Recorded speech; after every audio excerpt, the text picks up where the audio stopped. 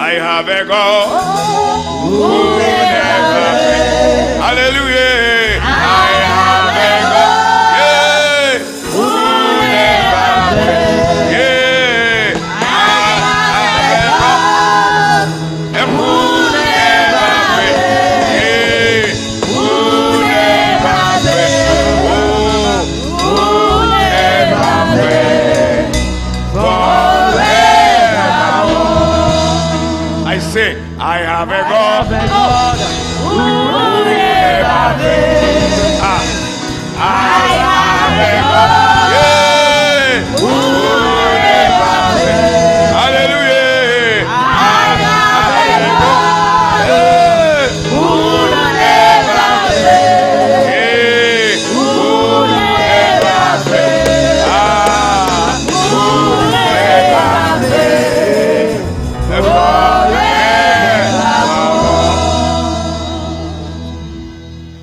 Seigneur, tu es un Dieu qui ne change point. Les dieux qu'avaient connus nos parents, nos aïeux ont changé. Ils changent devant certaines situations. Ils déconnent, ils capitulent. Mais toi, tu ne changes pas. Tu es le même hier, tu es le même aujourd'hui et tu seras le même pour toujours. Nous bénissons ton nom ce matin parce que tu es au milieu de ton peuple. Tu es au milieu, Seigneur, de tes enfants. Reçois la gloire. Nous sommes à l'heure de la prédication, à l'heure où, Seigneur, tu nous parleras. Nous prions que le feu de ton esprit nous contrôle, nous dirige. Seigneur, nous effraie le chemin et qu'à travers ce feu, Seigneur, que tu changes la vie de quelqu'un et de quelqu'une ce matin. Reçois la gloire, la magnificence et l'honneur parce que tu en es digne, que ton nom soit loué. C'est dans ce beau et précieux nom de Jésus-Christ que nous avons prié et nous avons reçu. Amen, amen, amen. Alléluia. Ton Dieu ne change pas. Est-ce que tu crois à cela? Tourne-toi vers quelqu'un ou quelqu'une qui est à côté de toi. Dis-lui, ton Dieu ne change point. Amen. Il ne change point. Et dis-lui encore que ce n'est pas en son temps que Dieu changera. Ce qu'il a fait dans le passé, il le fait encore aujourd'hui. Et il le fait maintenant. Il le fait ce matin. Alléluia. Ézéchiel, le chapitre 37. Nous lisons la parole de Dieu dans le livre du prophète Ézéchiel, le chapitre 37. Nous lisons les 6 premiers versets. Verset 1 au verset 6. La main de l'Éternel fut sur moi, et l'Éternel me transporta en esprit et me déposa dans le milieu d'une vallée remplie d'ossements. Il me fit passer auprès d'eux tout autour. Et voici, ils étaient fort nombreux à la surface de la vallée, et ils étaient complètement secs. Il me dit, fils de l'homme, ces os pourront-ils revivre? Je répondis, Seigneur, Éternel, tu le sais. Il me dit, prophétise sur ces os et dis-leur, ossements desséchés, écoutez la parole de l'Éternel. Et ainsi parle le Seigneur, l'Éternel, à ces os. Voici, je vais faire entrer en vous un esprit et vous vivrez. Je vous donnerai des nerfs, je ferai croître sur vous de la chair. Je vous couvrirai de peau, je mettrai en vous un esprit et vous vivrez. Et vous saurez que je suis l'Éternel. Praise the Lord. Une fois encore, que le Seigneur bénisse sa parole dans nos cœurs. Bien-aimés dans le Seigneur, le titre du message de ce jour que le Seigneur nous a donné à partager avec vous, nous l'avons formulé comme suit. L'esprit agit, les ossements desséchés revivent. l'Esprit agit, les ossements desséchés revivent. Autrement dit, quand le Saint-Esprit descend, les ossements, les personnes qui sont secs vont encore revivre. Ils auront encore la vie. Alors ce matin, que le Saint-Esprit te communique cette vie. L'Esprit agit, les ossements desséchés revivent. Qu'est-ce que le livre du prophète Ézéchiel, le chapitre 37, veut nous dire exactement? En lisant ce chapitre, nous avons l'habitude de le lire et nous avons l'habitude de prier même avec ce chapitre. Que veut dire ce chapitre exactement? Le livre du chapitre Ézéchiel, le chapitre 37. Alors, je voudrais que tu prêtes attention et que tu écoutes la parole de Dieu. La première chose que Dieu veut nous apprendre à travers ce chapitre d'Ézéchiel 37, c'est que Dieu veut revivre Israël en tant que peuple, en tant que nation. Dieu veut donner encore la vie à son peuple. Parce que de par le passé, le peuple de Dieu était mort. Et la seconde chose, en ce temps-là, le peuple d'Israël était dispersé et sans existence politique. Israël n'était pas réuni en tant que nation pour avoir un chef, pour avoir un roi pour le diriger. Israël, les enfants d'Israël étaient dispersés dans les nations. Et Israël n'existait pas en ce moment en tant que nation à cause de la persécution. Et Dieu voulait, à travers le prophète Ézéchiel, prophétiser le regroupement du peuple d'Israël en tant que nation. Dieu veut regrouper encore son peuple. Il veut ramener encore ses enfants au bercail, c'est-à-dire sur la terre promise. Vous voyez, bien-aimés, et la troisième chose, le peuple avait devant lui des troubles plus grands et plus graves qu'avait connu Israël face aux Babyloniens et aux Assyriens. Vous savez que les Assyriens étaient les peuples ennemis du peuple d'Israël. Ils avaient persécuté le peuple de Dieu. De même que Babylone, au temps du roi Nebuchadnezzar, au temps du roi Belshazzar et d'autres rois, Israël a connu une perpétuelle persécution. Alors, au moment où Dieu donnait cette parole à son prophète, à son serviteur Ézéchiel, Israël traversait des troubles plus graves que ceux qu'il avait traversés dans le passé. Et Dieu a pris la résolution de sauver et de délivrer son peuple.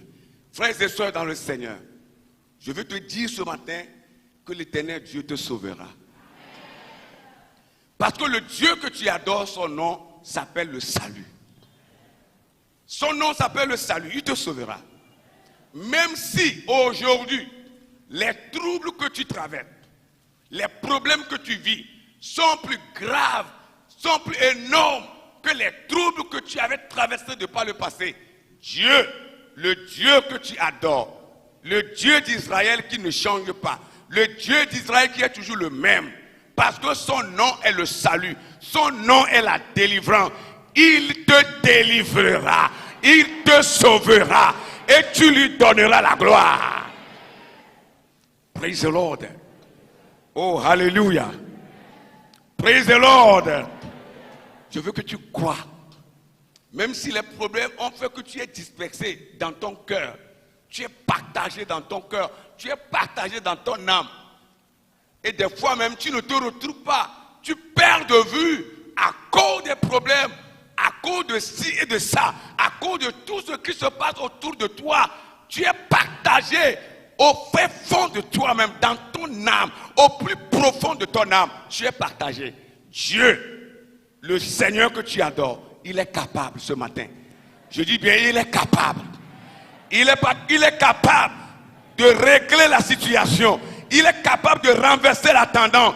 il est capable de refaire une nouvelle chose dans ta vie. Même si devant toi, rien ne prouve que tout changera. Si devant toi, rien ne prouve que ça va changer, ça va s'améliorer, Dieu est capable. Dieu est capable. Je dis bien, il est capable. Je dis bien, il est capable. Je dis bien, Dieu est capable. Il est capable de changer encore la situation. Pour que tu nous donnes la gloire. Oh, alléluia. Oh, alléluia. Oh, alléluia. Le Dieu que nous adorons est fidèle. Et sa parole ne change jamais. Il a voulu, à travers son serviteur Ézéchiel, donner encore de l'espérance et de l'avenir à son peuple. Voilà la quatrième chose que Dieu a voulu faire à travers le prophète Ézéchiel. Je veux donner encore de l'espérance. Parce que le peuple était partagé dans son cœur. Le peuple se demandait où est notre Dieu. Où est le Dieu qui nous a fait sortir depuis l'Égypte? Où est le Dieu qui avait fendu la mer Rouge en deux et nous sommes passés à sec? Où est ce Dieu-là? Où est le Dieu dont nos parents nous ont parlé? Où est le Dieu dont nos aïeux nous ont parlé? Où sont les miracles de ce Dieu-là dont les prophètes nous ont parlé? Le peuple était partagé. Vous voyez, une dame m'avait demandé mercredi passé, il dit, pasteur, est-ce que Dieu écoute encore les prières? Pasteur, parce qu'elle est dépassée par la situation. Elle dit, pasteur, est-ce que Dieu écoute encore les prières? Je dis, Dieu écoute les prières. Elle dit non. Est-ce que Dieu écoute moi mes prières? Je dis, oui, Dieu écoute les prières. Et elle dit, pourquoi ça ne change jamais? Pourquoi je suis demeuré tel? Pourquoi la situation est telle? Je veux te dire ce matin, même si c'est le tactico, pas de grain d'espoir quelque part. Laisse-moi te dire ce matin que tant que tu vis, il y a de l'espoir pour toi. Il y a de l'espoir pour toi tant que tu vis. Oui, parce que tu continues à vivre, l'espoir est là. Ton avenir sera radieux. Ton avenir sera meilleur. Ce n'est pas encore fini pour toi. Les hommes peuvent dire que c'est fini. Ils peuvent s'exploser, ils peuvent crier que c'est fini. Mais ce n'est pas fini pour toi. Je dis bien que ce n'est pas fini pour toi. Praise the Lord. Même si au sein de ta famille, tu as été classé comme le dernier misérable ou la dernière misérable. Et qu'on ne peut même pas te consulter avant de faire quoi que ce soit. Parce que quel conseil tu diras? Tu n'es rien. Tu n'as rien, tu n'es rien. Quel conseil tu donneras? Et personne ne veut te regarder. Même si c'est le cas pour toi.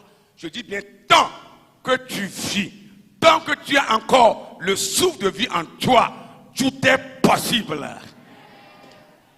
Oh, alléluia. Tout est possible dans ma vie, tout est possible dans ta vie. Mon frère, ma soeur, tout est possible dans ta vie. Ce n'est pas encore fini. Dieu veut te donner de l'espérance ce matin, de l'espoir et de l'avenir. Oui, ce que tu crois t'avoir dominé ne t'a pas dominé. Peut-être que l'ennemi a gagné un combat dans ta vie, mais il n'a pas encore gagné la guerre. Oui, il n'a pas encore gagné toute la guerre. Peut-être qu'il a gagné un combat. Puisque la guerre est remplie de combats. Il faut toujours aller au front, il faut toujours aller au front, il faut toujours aller au front. Peut-être qu'il a gagné un combat, mais il n'a pas gagné la guerre. La guerre, c'est toi qui la gagnes. Si tu crois, dis Amen. Je dis bien, la guerre, c'est toi qui la gagnes. Oui, tu la gagnes parce que Dieu est avec toi. C'est ça la réalité. Même si tu t'es mort dans ta vie, tu t'es mort. Tout est mort, les œuvres de tes mains sont mortes. Tu touches ça, ça tombe. Tu touches ça, ça tombe. Tu ne touches rien qui s'arrête dans tes mains. Tout est mort. Ce matin, l'Éternel Dieu est capable de revivre encore les œuvres de tes mains. Praise the Lord. Oh, hallelujah. Il y a un ami qui m'avait appelé des États-Unis. Dans la semaine, il dit, pasteur, est-ce que Covid a créé aussi du désastre chez vous comme chez nous ici aux États-Unis? Je dis, mon frère, ici c'est au Togo, hein, en Afrique. Mais quand on dit États-Unis, il y a une grande différence. Il dit, pasteur, Covid a tout renversé. Et je lui disais au téléphone, mon frère, ne crains rien. Même si Covid a tout renversé, Dieu va te restituer tout. Est-ce que les chrétiens savent que nous sommes à l'heure de la restitution? Où tout ce que le diable a avalé, il va les restituer. Est-ce que vous le croyez? Est-ce que vous le croyez? Vous croyez que nous sommes à l'heure où le diable va restituer tout ce qu'il a avalé? Que cela soit ainsi dans ta vie au nom de Jésus. La restitution. Tu vas reprendre tout ce que tu as perdu. Parce que l'Esprit de Dieu est à l'œuvre. Praise the Lord. Je dis bien praise the Lord. Par la puissance du Saint-Esprit, tout ce qui est mort dans ta vie va revivre encore. Il y a de l'avenir pour ceux qui croient en Dieu, pour ceux qui placent leur confiance en Dieu. Ceux qui croient que quoi qu'il en soit, ils sortiront victorieux. Je dis bien, ceux-là ont de l'avenir. Oui, et leur avenir sera certainement meilleur. Quand l'Esprit de Dieu descend, c'est ça ce que Dieu est en train de communiquer à travers le prophète. Lorsque l'Esprit de Dieu descend, qu'est-ce qu'il est capable de faire? Je l'ai dit tantôt, que l'Esprit de Dieu vivifie même les morts. L'Esprit de Dieu donne la vie dans les choses qui sont mortes, dans les corps qui sont morts. L'Esprit de Dieu vivifie. Mais selon la parole du prophète, le travail de l'Esprit ici spécialement est divisé en deux grandes phases. Et la première phase, l'Esprit donne la vie dans les ossements secs. Et qu'est-ce que cela signifie? Ça veut dire qu'à travers la prophétie du prophète, Dieu va regrouper encore les ossements dispersés. Les ossements, son peuple qui est dispersé, Dieu va les regrouper encore. C'est pourquoi vous voyez dans le verset 5, si nous pouvons relire, il dit ainsi parle l'Éternel, parce que c'est Dieu qui lui a dit de prophétiser. Frères et sœurs dans le Seigneur, quand Dieu parle pour votre cause, rien ne peut aller à l'encontre de cette prophétie-là. Ce que l'Éternel Dieu déclare sur vous, c'est ça qui s'accomplira. À moins que le prophète lui-même devance Dieu pour parler, parce que Dieu n'a pas parlé, il dit que c'est Dieu qui parle. C'est en ce moment-là que Dieu ne peut rien faire. Mais si c'est Dieu qui l'a envoyé vers vous, comme il m'a envoyé vers toi ce matin, si c'est lui qui m'a envoyé, je dis bien, toi qui es dispersé, tu seras regroupé. Oui, parce qu'il a prophétisé au nom de l'Éternel. Et ainsi parle le Seigneur, l'Éternel à ses hôtes. Voici, je vais faire entrer en vous un esprit et vous vivrez. Je vous donnerai des nerfs, je ferai croître sur vous de la chair. Je vous couvrirai de peau, je mettrai en vous un esprit et vous vivrez. Et vous saurez que je suis l'Éternel. Vous saurez que je suis l'Éternel. Chaque fois que le Seigneur agit, il veut révéler son nom, il veut révéler sa grandeur, il veut révéler sa souveraineté, il veut révéler sa puissance. C'est pourquoi ce matin, je dis bien que le Seigneur révèle sa puissance, son autorité, sa souveraineté, sa toute puissance dans ta vie, dans ta situation. Il dit afin que tu saches, afin que le peuple d'Israël sache que moi je suis l'Éternel. Je suis un Dieu infini, l'Éternel, un Dieu qui ne finit pas. Je suis un papa qui ne tarit pas. Au fait, papa veut dire une source intarissable. Et une source qui ne prend pas fin. Afin que vous sachiez que je suis l'Éternel, le Dieu qui ne prend pas fin, qui est là jusqu'à l'infini. C'est ça ce que le Seigneur veut faire dans ta vie. Peu importe la situation. Peu importe. Et la Bible dit, le verset 7, je prophétisais selon l'ordre que j'avais eu, ou j'avais reçu. Et comme je prophétisais, il y eut un bruit. Et voici, il se fit un mouvement. Un mouvement. Et les autres s'approchaient les uns et les autres. Un mouvement. Qu'il y ait un mouvement ce matin. Oh, alléluia. Dans ta famille, qu'il y ait un mouvement.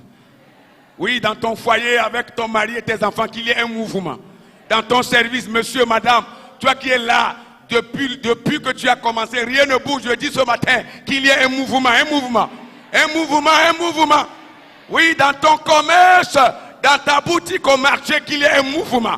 Qu'il y ait un mouvement, élève, étudiant, qu'il y ait un mouvement dans tes études, qu'il y ait un mouvement. Et ce mouvement vient de Dieu. Ça ne vient pas des hommes. Et quand ça vient de Dieu, personne ne peut l'arrêter. Oh, alléluia. Est-ce que quelqu'un peut arrêter le vent? Personne ne peut l'arrêter. Le Dieu que nous adorons est le Dieu qui peut maîtriser le vent. Il peut maîtriser le vent. Il maîtrise les vents. Il arrête même les eaux. Dans son vêtement, il peut arrêter les eaux. Dans ses mains, il peut arrêter les eaux. C'est ce Dieu-là que tu adores. Je veux que ta foi soit grande ce matin. Oh, alléluia. Selon la parole de Dieu, selon la parole de l'homme de Dieu, qu'il y ait du mouvement dans ta vie. Et la deuxième phase, c'est-à-dire l'Esprit de Dieu vivifie les morts. La première phase, l'Esprit de Dieu donne la vie dans les ossements secs, c'est-à-dire va regrouper le peuple qui est dispersé. Et la deuxième phase, l'Esprit donne le souffle de vie. Le souffle de vie. Frères et sœurs dans le Seigneur, tu dois vivre. Je dis bien, tu dois vivre. Je te communique le souffle de vie ce matin. À travers l'Esprit de Dieu, reçois le souffle de vie ce matin. Parce que le peuple était mort. Et Dieu, à travers son serviteur, le prophète Ézéchiel, est en train de communiquer la vie, le souffle de vie à son peuple. Pour que le peuple ne meure plus à cause des persécutions. À cause de tout ce que le peuple est en train de traverser. Le peuple est en train de mourir. Le peuple meurt à petits coups. Le peuple est étouffé, asphyxié, plus de respiration pour le peuple. Et Dieu a résolu de redonner la vie, le souffle de vie au peuple, à son peuple qu'il s'est choisi lui-même. Mon frère, ma soeur, tu dois recevoir ce souffle de vie ce matin. Même si ta mort a été décrétée dans le séjour des morts, je dis bien que le souffle de vie remplace la mort. Est-ce que vous ne croyez pas? Vous ne croyez pas que le Seigneur peut le faire?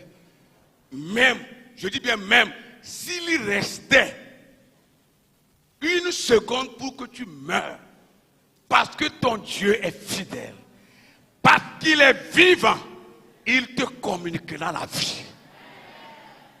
Praise the Lord. Il te communiquera la vie. La mort doit passer au-dessus de toi. La mort doit passer au-dessus de ta maison. Parce que le sang de Christ t'a identifié. Quand la mort te voit, qu'il fuit devant toi. Qu'elle fuit devant toi. Qu'elle fuit devant toi. Oui. Dieu a pris la résolution à travers son serviteur. Mon peuple ne mourra pas. Mais pourquoi Nebuchadnezzar, Belshazzar, les Assyriens et ces rois impies là sont en train de tuer mon peuple? Ézéchiel, mon prophète, va dire à mon peuple qu'à partir d'aujourd'hui, je leur donne le souffle. Au lieu de la mort, ils vont vivre. S'il y a un esprit de mort dans ta famille, que cet esprit soit vaincu par le sang de Jésus.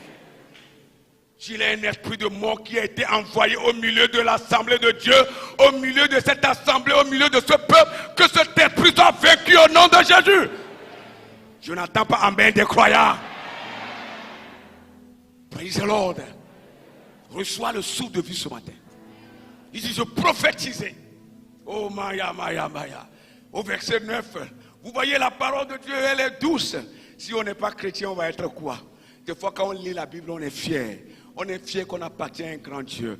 On n'appartient pas à un Dieu qui a des yeux mais qui ne voit pas, qui a la bouche qui ne parle pas, qui a la main qui ne bouge pas. Un Dieu qui est quelque part, la pluie tombe, la pluie le frappe, le vent souffle, le sable rentre dans ses yeux. Nous n'adorons pas ce Dieu. Notre Dieu est un Dieu de mouvement. Oh, kaya baya baya. Il me dit, prophétise, parle à l'esprit, prophétise, fille de l'homme, et dis à l'esprit ainsi, parle l'Éternel.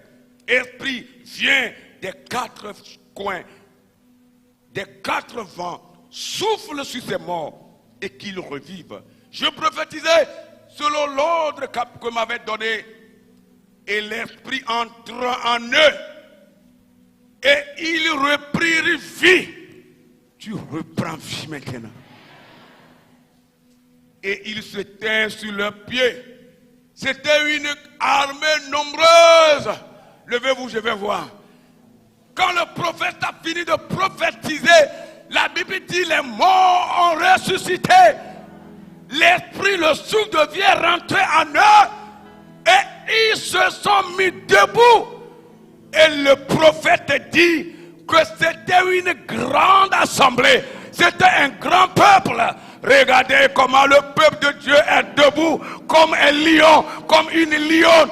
Le peuple ne succombera plus jusqu'à ce qu'il dévore sa proie, sa proie, sa proie. Dévore ta proie. Dévore ta proie. Oh, asseyez-vous. Est-ce que vous croyez que vous êtes debout comme le peuple d'Israël? Est-ce que vous croyez que Dieu vous donne la vie ce matin comme il avait donné au peuple d'Israël? Même un, vous êtes nombreux.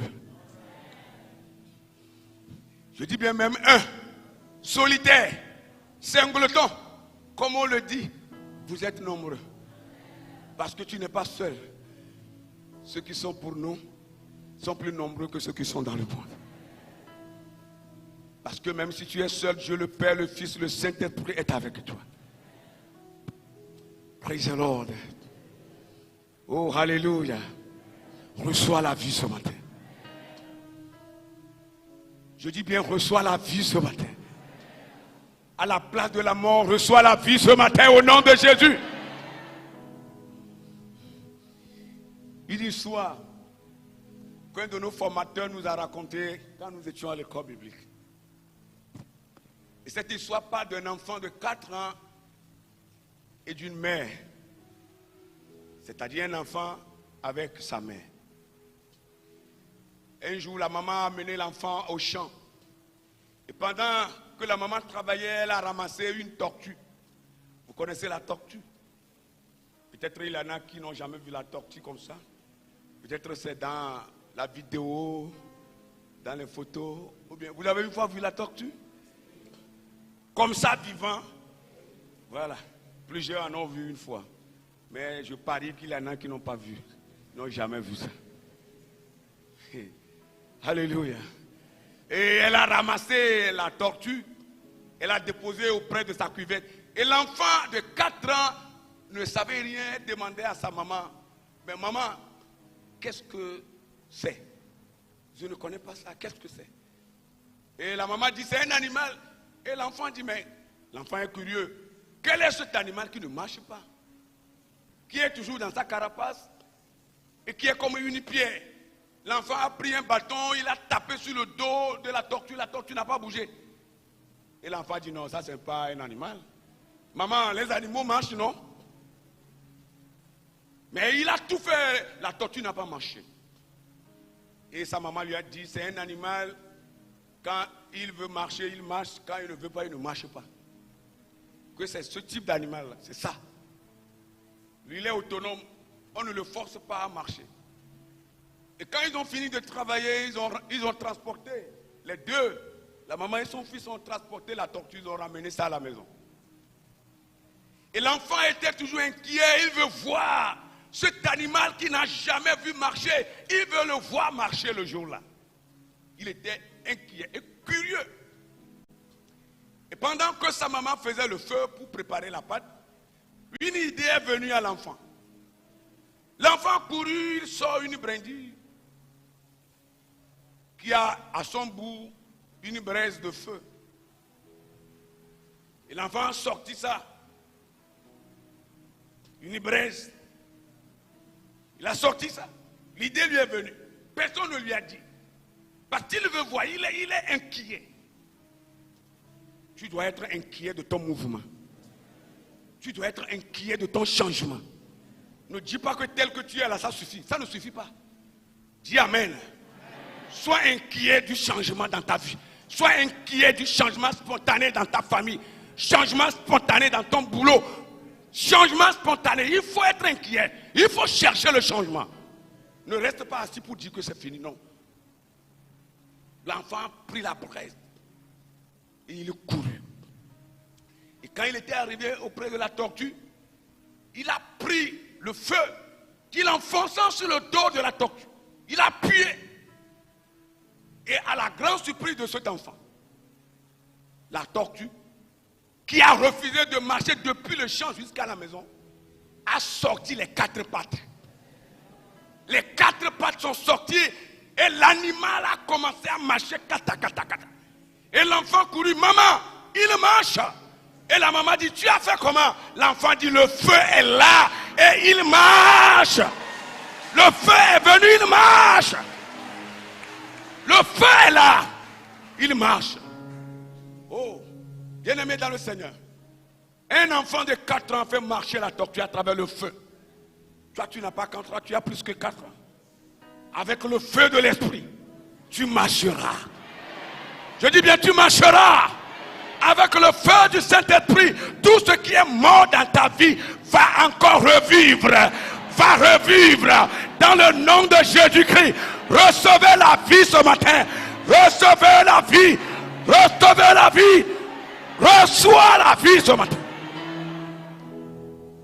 Oh, l'enfant là est fantastique. Tu dois être aussi fantastique. Tu dois être fantastique. Le chrétien doit être fantastique. Alléluia. Parce que le feu est là. La tortue qui ne veut pas marcher depuis le champ a marché. Que le feu du Saint-Esprit te pénètre. Je dis bien que le feu du Saint-Esprit te pénètre. Je dis bien que le feu du Saint-Esprit te pénètre. Je dis bien que le feu du Saint-Esprit te pénètre. Oh, qu'est-ce que Dieu ne peut pas faire? L'Esprit agit. Les ossements desséchés revivent. Même si tu es sec, il n'y a même plus d'eau dans ton corps. Je dis bien, l'Esprit de Dieu te communiquera cette eau-là. Tu vas reprendre vie. Je vais vous faire lire 2 versets et nous allons prier le Seigneur. Le premier verset, c'est dans Ésaïe. Ésaïe, le chapitre 10, le verset 27. Ésaïe, le chapitre 10, le verset 27. Écoutez la parole de Dieu. En ce jour, son fardeau sera ôté de dessus ton épaule, et son joug de dessus son cou, et la graisse fera éclater le joug. Alléluia. En ce jour-là, le fardeau qui pèse sur toi, tu as fait fatiguer. Le fardeau qui pèse sur toi, c'est comme tu transportes le monde entier toi seul. Tu es mélangé. Et ça pèse. En ce jour-là. Quel jour? Aujourd'hui, ce matin. En ce 1er août 2021. En ce jour-là, lors de ce premier service, le fardeau qui pèse sur toi sera ôté au-dessus de ton épaule. Et le joug étranger, le joug de ta famille, le joug de ton service, même le joug qui est à l'église, le joug partout qui pèse sur toi, ce joug-là sera détruit sur ton cou. Et écoutez la fin. Et la graisse fera éclater le joug. Qu'est-ce que cela veut dire? La graisse levée, la Bible levée était claire. Parce que c'est après la traduction hébreu qu'on avait traduit la Bible française. L'éveil était clair. Eh bien, il y a kokutila agba la midadalata. Kokutila agne la misisilata. Nous kenya misisia, yenye maufe bobo. Et ya talendi kanya ya kokuti ke le diwa, nenga le dio, le bobo kokwepa musame. Que le joug soit brisé sur ton cou. À cause de la graisse, à cause de la puissance du Saint-Esprit. Et le dernier que je vais lire et m'arrêter. Nahum, le chapitre 1er, le verset 13. Nahum, le chapitre 1, le verset 13. Il dit, ça c'est l'Éternel qui parle. Oh Maya Maya. Il dit, je briserai maintenant son joug de dessus toi et je romprai tes liens. Je romprai tes liens. Je briserai maintenant son joug dessus toi. Et je briserai ses liens.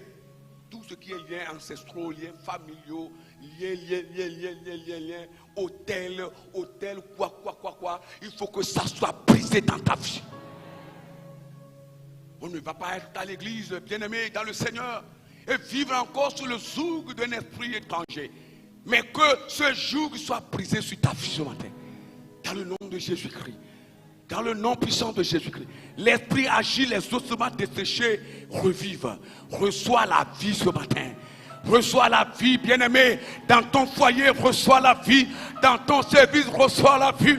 Dans ta vie en tant qu'étudiant et élève, reçois la vie. Dans ta vie en tant que commerçant, commerçante, reçois la vie.